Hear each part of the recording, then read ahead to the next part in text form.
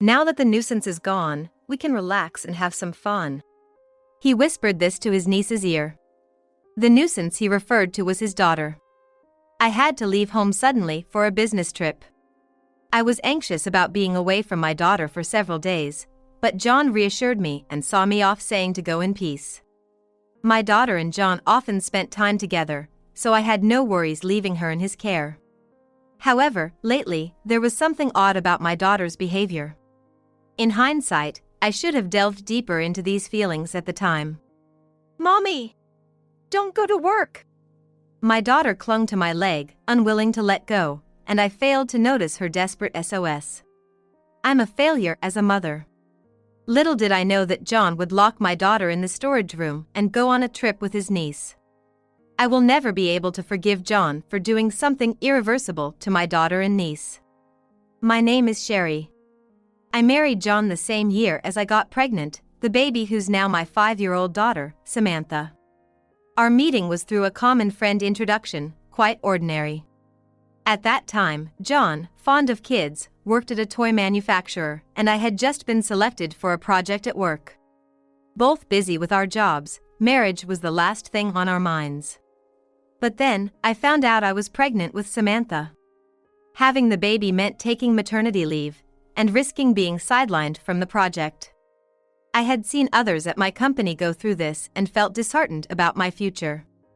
Having seen several colleagues go through the same situation, I felt ashamed for even doubting my future. But John comforted me, saying, "I'll quit my job and be a full-time stay-at-home dad." He had taken his current job because he wanted our future kids to play with the toys he'd helped create. John had already been involved in the development of several products, some of which were already on the market. I want you to fulfill my dream. Let's get married, Sherry. His words made me decide to have our daughter. I explained the situation to my company and returned to work 3 months after giving birth. Despite a slight gap, I managed to stay on the project, gaining valuable experience. Returning to work so soon after childbirth was tough, but thinking of John and Samantha waiting at home, I worked harder than ever. Now, I'm leading a newly launched project. To spend time with Samantha, I try to leave work on time by working remotely at night during weekdays, although weekends work and business trips are sometimes unavoidable. Even in such times, my daughter didn't show a sad face and encouraged me with strong words, "Do well at work, Mom." Being a full-time stay-at-home dad was still a concept not fully understood by society, but as a family, we managed our roles well and lived happily. One day, my sister-in-law came to talk about her divorce. Her husband, 10 years her senior, had frequent clashes due to different ways of thinking. Lately, these disagreements escalated, and the final straw was when he raised his hand against her. "That must have been tough for you, sis-in-law." "Not at all. I actually feel relieved. I don't have to see my daughter, Lily, cry anymore." She has an 11-year-old daughter, Lily. When her ex-husband raised his hand against her, Lily witnessed it and started crying, which made him stop. My sister-in-law feared the violence might eventually turn towards Lily and decided to divorce. Hearing this, John jokingly said, "If you ever need anything, just say the word. I'm always home," making everyone laugh. But I nodded in agreement with John's words. She had helped convince our in-laws when John decided to quit his job and become a full-time stay-at-home dad. It's not about being a man or a woman nowadays. Whoever can do it, should do it. Without her words, we might not have had a good relationship with our in-laws. Our happiness is, in part, thanks to her. We're in this together. Feel free to rely on us anytime. Really? Thank you. Actually, I've been thinking about moving to your neighborhood. Wouldn't it be a bother? Bother? Not at all. She had to leave the rental apartment she shared with her ex-husband. She considered going back to her in-laws' house, an hour's drive away, but it would make her commute difficult, and Lily would have to change schools.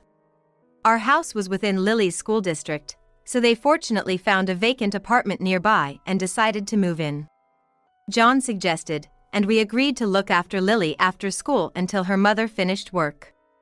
My sister-in-law had been working part-time, but following her divorce, she started working as a full-time employee. With her working hours increasing, my sister-in-law was worried about her daughter, Lily, being home alone after school. Lily was already in 5th grade, and my sister-in-law was concerned she might be overprotective, but my husband, John, convinced her it's better to be cautious before something happens. At least while she's in elementary school, we should keep a close eye on her. John had always adored his niece, and she affectionately referred to him as Big Brother. I also convinced my sister-in-law that it would be good for her daughter to have my daughter as a playmate, so we agreed that her daughter would stay with us when my sister-in-law was at work. This marked the beginning of our new family life. Since we lived close by, my daughter and her cousins saw each other often. They quickly adapted to the new routine, and everything seemed to be off to a smooth start, but then my daughter suddenly began to resist being apart from me. She had been used to seeing me off to work since a very young age, so I thought she was comfortable with it. Was she feeling lonely? Or was there some other anxiety? I was puzzled by this new behavior of hers. "Mommy's just going to work. I'll be back tonight." Despite my reassurances, my daughter clung to my leg, unwilling to let go. When I asked, "What's wrong?" she just shook her head. "Lily will be here this evening, so you won't be lonely, right?" As I said this, my daughter gripped my leg even tighter. Each time I was at a loss, John gently coaxed her off me. "It's okay, let Mommy go to work. Now, let's wave goodbye to her." When John said this, my daughter would reluctantly wave goodbye to me. I wondered what was causing her to behave this way. Despite my concerns, my job kept me from spending as much time with her as I wanted. Even when I discussed it with John, he optimistically suggested maybe something happened at preschool. Besides, Lily is here too. If there's something she can't talk to us about, she might be talking to Lily. You think so? I hope that's the case. Don't worry. Look at this picture from today. He showed me a photo on his phone of Lily and my daughter. They were whispering to each other, covering their mouths as if sharing a secret. Seeing this, I thought perhaps children find it easier to talk amongst themselves and decided not to press my daughter for answers. Lily adored my daughter like a little sister, and I hoped my daughter's behavior was just a phase. I was nearing a point where my work would settle down, so I planned to take some leave and spend time with my daughter soon. I told myself that.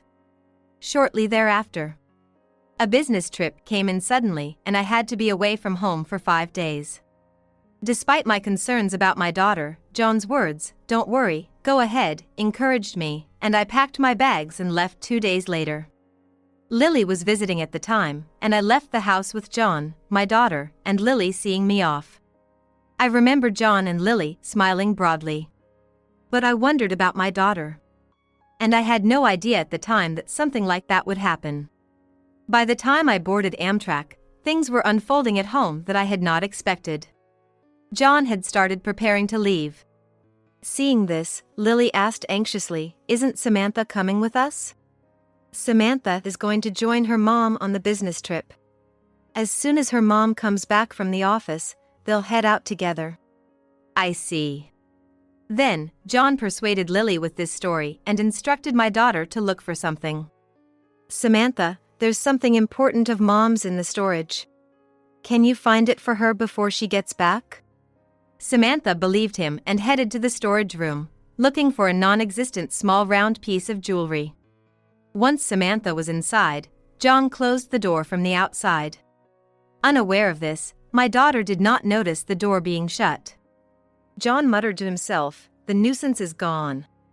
Now we can relax." He then took Lily's hand, who still looked uneasy, and they left for their trip. And 4 days later, John returned from the trip in a great mood. Casually chatting to a downcast Lily, "The trip was so much fun, wasn't it?" Right before opening the front door, John's eyes caught the storage shed in the corner of the yard, and he turned pale. It was then he remembered he had left his daughter behind. She must have come out by now. I didn't lock it, after all. Lily, overhearing this, exclaimed in shock, "You left Samantha in there, and ran towards the shed. Ignoring John's attempts to stop her, Lily called out my daughter's name as she approached the shed. What they saw next was an unidentifiable liquid seeping out from under the shed's door. "What is this? No way!" Lily tried to open the shed door in a panic, but John stopped her. "Stop! Don't look, Lily!" "What do you mean don't look? Is Samantha in there?" My niece turned pale and blamed her husband. "Why did you leave her there? You said Samantha was going with Sherry on her business trip." Lily's cries of anguish echoed around us. John, while being blamed by Lily, trembled, saying, "What have I done?" It was then that I finally spoke up from behind him. "Where have you been?" My voice was so cold it sent chills down my own spine. I never knew I could feel anger intense enough to produce such a tone. My daughter standing next to me felt the same way. Despite her youth, my daughter Samantha looked at her father with eyes full of accusations. John, hesitantly turning around, was frozen in shock upon seeing me and Samantha. "Sherry! Samantha!"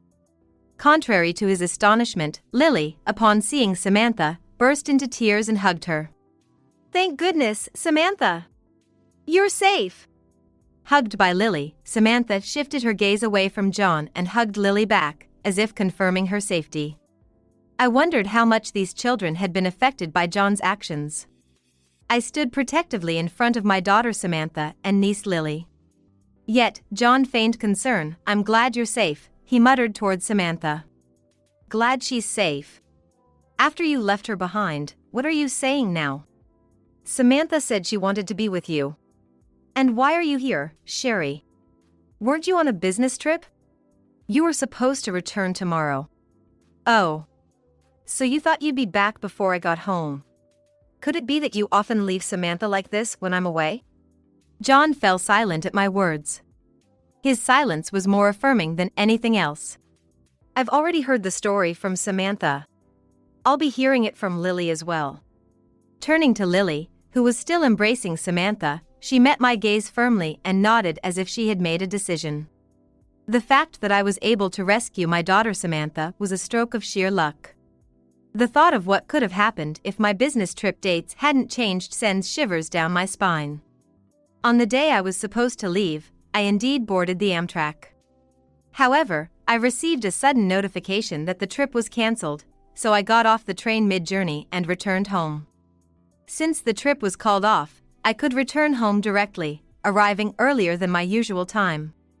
Finally, I would have a chance to talk with Samantha. I took a taxi from the station, rushing home. As I got out of the taxi and approached the front door, I heard a voice calling, "Mommy." Thinking Samantha had seen me and was running towards me, I turned towards the voice, only to be shocked. Samantha's voice was coming from inside the storage shed. "Samantha!" In a panic, I opened the shed door to find my daughter there, drenched in sweat and sobbing uncontrollably. At her feet lay the burst remnants of a water-filled bouncy ball I had given her. This toy was developed by John when he was still working at the toy manufacturer. I had given it to Samantha hoping to cheer her up when she first started showing signs of distress. Apparently, she panicked when she realized the door was shut, either throwing or stepping on the ball, causing it to burst. The liquid seeping out of the shed was from this ruptured bouncy ball. The floor was also scattered with Samantha's old clothes. "What happened? Why are you in here?" I hugged my crying daughter and asked her. What she told me then ignited a fury in me, the likes of which I had never felt before in my life. "Samantha said you asked her to look for my jewelry. She's deeply shocked, both from being left behind and being locked in." "Locked in? The door wasn't locked. I thought she would come out on her own." Being suddenly shut in is frightening even for adults.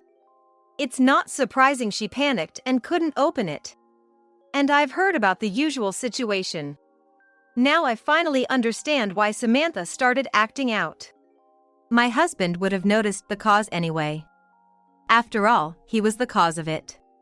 After we started looking after Lily, John began to favor her, neglecting Samantha. My daughter felt increasingly lonely as John paid attention only to Lily. But Samantha, caring for me and my busy schedule, could only express her feelings in such a way. It seems she also knew Lily was troubled by John's behavior. The photo of them whispering might have been taken while they were discussing this.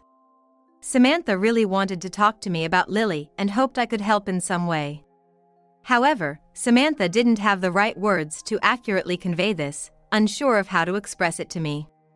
Samantha's words to me were hesitant, yet she cared deeply for Lily. Despite feeling lonely herself, what a kind-hearted child she is. After hearing from Samantha, I immediately called John. But he didn't answer, no matter how many times I called. Usually, he would call back right away, and it was unusual for him not to answer. Something was wrong. Believing this, I reached out to my sister-in-law. During this conversation, I learned a shocking fact. John had told her he was going on a trip with Samantha and Lily. John had contacted my sister-in-law as soon as he found out about my business trip. Sherry is going on a long business trip.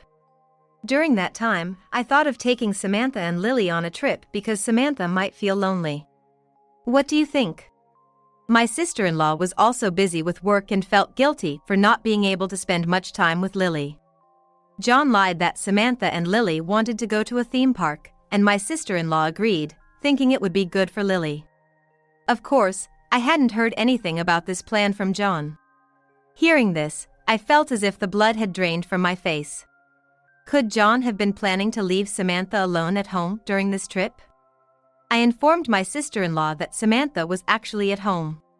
When I mentioned that I couldn't reach John, she said she would try calling him herself, and we ended the call. I thought something was off and checked around the house, and I was shocked. There were lots of prepared meals in the fridge, and the water heater for the bath was left on. Could it be that he prepared all this so Samantha could stay alone? That is, John had planned to leave our 5-year-old daughter alone for 4 days with just these arrangements. My sister-in-law managed to reach John, who was apparently at the theme park with Lily, and casually said, "I'll have to hang up, our turn for the attraction is coming." She also received pictures of Lily alone at the park, confirming Lily's safety. Angry yet relieved about Lily's safety, my sister-in-law and I decided to wait for John and Lily's return. John, perhaps as an alibi, had sent me a picture of Samantha and Lily, which must have been taken previously at our house. My sister-in-law received photos of Lily playing at the theme park. There was even a fake story of the two having fun together to pretend for it.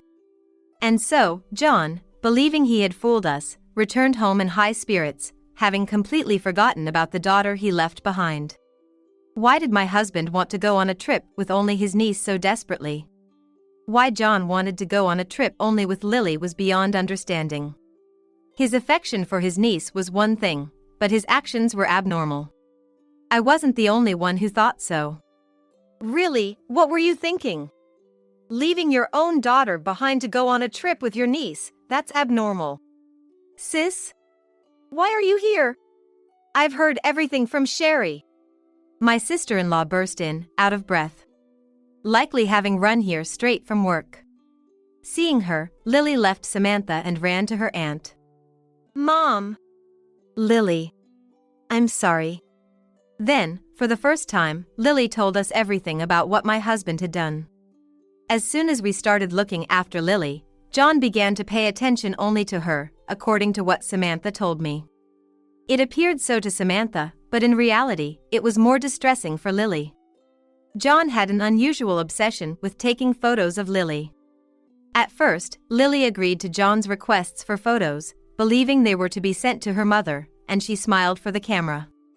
However, over time, John's behavior began to escalate. He started making specific demands for poses, and Lily began to feel uncomfortable.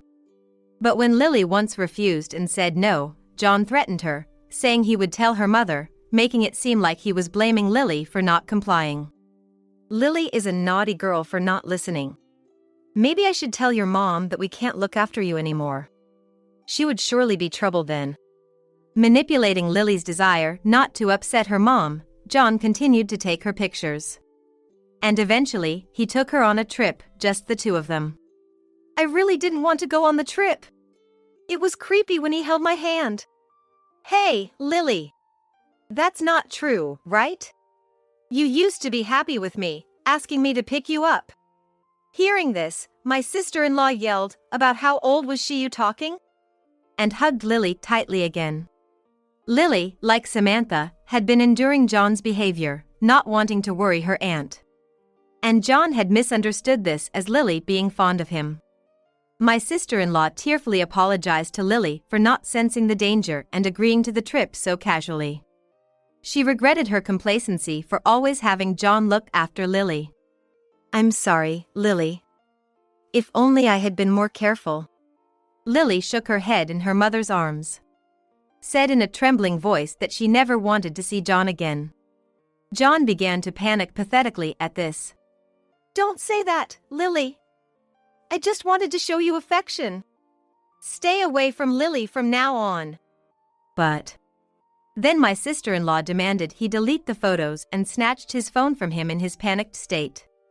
However, upon seeing the photo folder, she was lost for words. There was an abnormal amount of photos of Lily saved. Lily's expressions in the photos seemed like forced smiles, but it was clear she was frightened. In retrospect, all the photos John sent never had Lily looking directly at the camera. John must have noticed the change in Lily's expressions too. That's why John only sent photos where Lily's expressions weren't clear. Yet, he let his desires run wild and took Lily away. Disgusting. I felt nauseated by John's abnormal behavior. My sister-in-law, holding the phone tightly, seemed frozen in place. We both shielded our daughters behind us, confronting John. There was no way I could forgive him for leaving Samantha behind, and I didn't want him near our daughters ever again. All feelings of affection had vanished in an instant. "It's not like that, listen to me. I love Lily, and of course, I love Samantha too."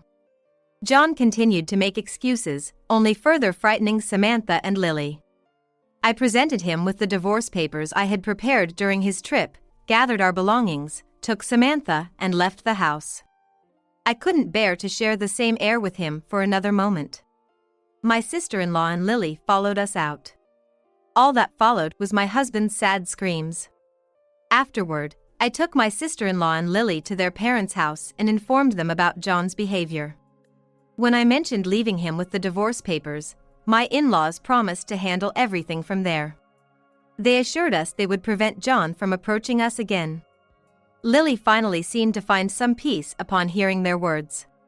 My sister-in-law and Lily decided to stay with my in-laws for the time being, planning to sort out work and school later, though it likely meant Lily would have to change schools.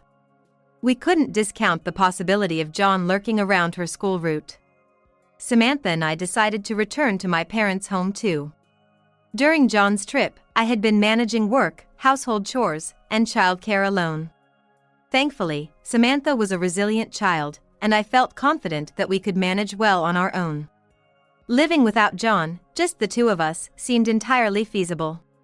Those hellish 4 days indeed contributed to my newfound confidence. For a while, we'll live at my parents' house, grateful for their kindness, but I plan to move closer to my workplace before Samantha starts elementary school. We started our new lives, but John was still stuck in the past. Thanks to my in-laws, I was able to finalize the divorce from John without ever having to see him, but he continued to call afterward and even showed up at my parents' house. Despite being cut off by my in-laws from any contact with me, my daughter, and the residents of his parents' home, John pathetically tried to seek reconciliation. "I can't imagine a life without Sherry and Samantha." His words only instilled fear in me. I asked my parents to contact the police, who came and took away John, who was screaming at our doorstep. He was served a restraining order by the police and finally seemed to understand he was alone. All this destruction was his doing, and it was too late for regrets. I wondered how John, having been a stay-at-home dad, planned to live since then. But that was no longer my concern. Samantha had been down for a while after the incident, but she's finally starting to smile again. Though divorced from John, we still keep in touch with my sister-in-law and Lily, and their smiles are returning too. To overwrite the traumatic memories of the theme park with Lily, we're planning a trip there, just the four of us. I'm looking forward to creating many happy memories for Samantha